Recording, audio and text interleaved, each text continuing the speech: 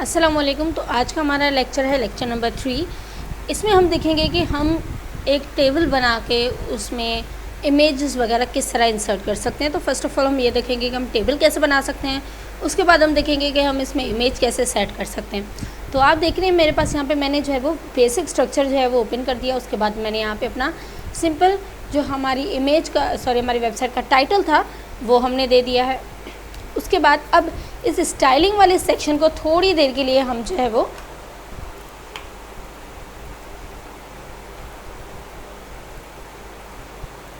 Comment out कर देते हैं। ठीक है, फॉर एग्जाम्पल मैं यहाँ से कमेंट आउट स्टार्ट करती हूँ और इसको यहाँ पे दे देती हूँ। ठीक है, तो अभी मैं इसको कमेंट आउट कर रही हूँ। मैं आपको इसको एंड में समझाऊँ क्योंकि स्टाइलिंग देने के लिए ज़रूरी है कि हमारे पास बॉडी हमारी जो बनी हुई है वो कंप्लीट होनी चाहिए। उसके बाद हम स्टाइलिंग देते हैं।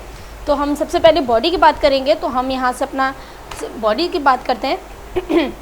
तो आप देख सकते हैं सबसे पहले, क्योंकि मैंने कहा कि मैं एक टेबल के अंदर अपनी पिक्चर्स वगैरह देना चाहती हूँ, तो मैंने यहाँ पे एक टेबल बना दिया, यानी एक बॉर्डर बना दिया टेबल का, यानी कंप्लीट इस तरह जो है वो मुझे एक बॉर्डर दे देगा। उसके बाद उसमें टेबल रॉज चाहिए। अब टेबल रॉज के अंदर क्या क्या चीज़ें मुझे चाहिए, तो मैंने कहा फर्स्ट में हॉरिजॉन्टल में मुझे जो है वो मेरी इमेज चाहिए, देन मुझे मेरे नेम चाहिए एंड देन मुझे मेरी ईमेल चाहिए। तो ये चीज़ें मैंने बता दी। उसके बाद अब मैं चाहूँ तो यहाँ से मैं इस पर ऐड चीज़ें कर सकती हूँ। फॉर एग्जांपल इमेज मेल के बाद आपको कुछ और ऐड करना है तो आप वो भी यहाँ पे ऐड कर सकते हैं। ठीक है, तो उसके बाद मैंने अपनी टेबल रॉ को कंप्लीट कर दिया, यानी सिर्फ मुझे इतनी ही चीज़ें चाहिए। उसके बाद मेरे टेबल डिज़ाइन की बात आती है कि डिज़ाइन के अंदर मुझे एक जो है वो इमेज चाहिए। अब क्योंकि मैंने टेबल डिज़ाइन दिया है तो ये मेरा ऑटोमेटिकली टेबल के अंदर ही रहेगा। तो मैं यहाँ पे इमेज दे दी।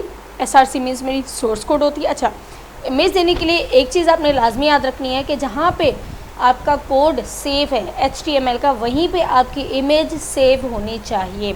अगर आपकी इमेज वहाँ पे सेव नहीं होती तो आपकी इमेज आपको शो नहीं होगी। ठीक है, तो जिस फोल्डर में आपने HTML की फ़ाइल सेव की हो उसी फोल्डर में आपने जो है वो अपनी इमेजेस सेट करनी है, जो आपने इमेजेस यहाँ सेट की होंगी। तो मैंने जो सेव इमेजेस की हुई है वो है मेरे पास एक यूट्यूब का लोगो एंड एक है गूगल का लोगो। तो मैंने जिस नाम से उनको सेव किया है वो है एक यूट्यूब। अब .png यानी सोर्स होती है, यानी आपकी PNG है, JPG है, जैसे आप देख सकते हैं इन दोनों की सोर्स अलग अलग है, वो दे देना है। उसके बाद मैंने ऑल्टर दिया यानी ऑल्टरनेटिव टेक्स्ट क्या होता है। फॉर एग्जांपल अगर मैंने यहाँ पे इमेज रखी है और किसी को इमेज नज़र नहीं आ रही है तो क्या करे वो, तो ये कि उसको ये पता होना चाहिए कि यहाँ पे जो मैंने इमेज लगाई हुई है वो कौन सी इमेज है। ठीक, उसके बाद मैं यहाँ बताऊँगी कि यहाँ पे जो है मेरा यूट्यूब का लोगो है। उसके बाद उसकी विड्थ एंड हाइट सेट करेंगे कि कितने % आपको उसकी विड्थ एंड हाइट सेट करनी है। तो मैंने यहाँ पे 100 कर दी। आप चाहे तो इसको अपने हिसाब से सेट कर सकते हैं। उसके बाद एक तो टेबल डिज़ाइन हो गया। उसके बाद क्या, उसके बाद दोबारा जो टेबल डिज़ाइन करूँगी मैं उसके हिसाब से ये कि वहाँ पर XYZ आ जाए, यानी उस वेबसाइट के बारे में आ जाए कि यूट्यूब क्या करता है वगैरह। तो मैंने यहाँ पे XYZ दे दिया है।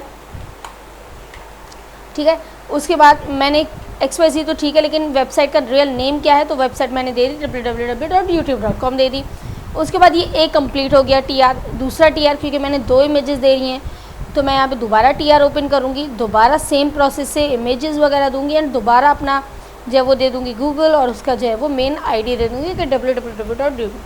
अब मैं चाहती हूँ इनको थोड़ी सी डिज़ाइन देना, यानी जो मेरा बॉर्डर है वो उसकी अलाइनमेंट क्या हो, लेफ़्ट हो, राइट हो या फिर क्या हो। तो मैंने अब यहाँ पे दे देना है मार्जिन। अब देखें स्टाइल देने का तरीका क्या है कि आपने स्टाइल देने से पहले एक चीज़ का ख्याल रखना है, और वो ये कि जहाँ पे आप स्टाइल, जिसके लिए आप स्टाइल दे रहे हो उसका नाम मौजूद होना चाहिए। जैसे मैं टेबल के लिए डिज़ाइन दे रही हूँ, मैंने स्टाइल दिया है, ना कि मैंने ईमेल यूट्यूब किसी चीज़ के लिए दिया है, मैंने यहाँ पे टेबल के लिए दिया है। ठीक है, तो मैंने जो मेरा टैग है, टैग्स पे स्टाइल ऐड होते हैं, तो मैंने यहाँ पे टेबल का दे दिया टैग, और इसके अंदर क्या उस जो मार्जिन है वो ऑटो हो, यानी उसका जो अलाइनमेंट है वो ऑटो हो जाए। ऑटो यानी डिफ़ॉल्ट। तो डिफ़ॉल्ट अलाइनमेंट इसका कौन सा होता है वो हम देखेंगे। तो मैं इसको यहाँ पे Ctrl+S करके और इसका रिज़ल्ट देखती हूँ। तो रिज़ल्ट देखने पे आप सबसे पहले देखिए मैंने मेरा जो फोल्डर है यहाँ पे जो मैंने रखा हुआ है उसमें मैंने जो है वो ऑलरेडी यहाँ पे दोनों लोगो, यूट्यूब लोगो और जो है वो मेरा गूगल लोगो जो है वो मैंने ऑलरेडी सेव किया हुआ है। तो अगर मैं इसका रिज़ल्ट यहाँ पे देखना चाहूँ, यहाँ देखिए इंसर्ट विद इमेज, इसका मैं देखती हूँ तो मेरे पास यहाँ इस तरह शो हो रहा है, ये मुझे शो नहीं हो रहा।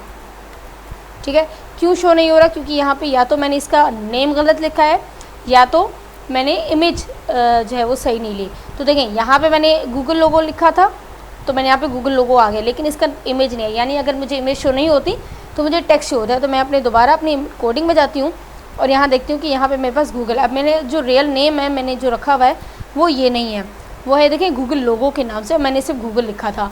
तो मैं यहाँ पे इसको कर देती हूँ गूगल लोगो। ठीक है, अब इसको सेव करके देखते हैं।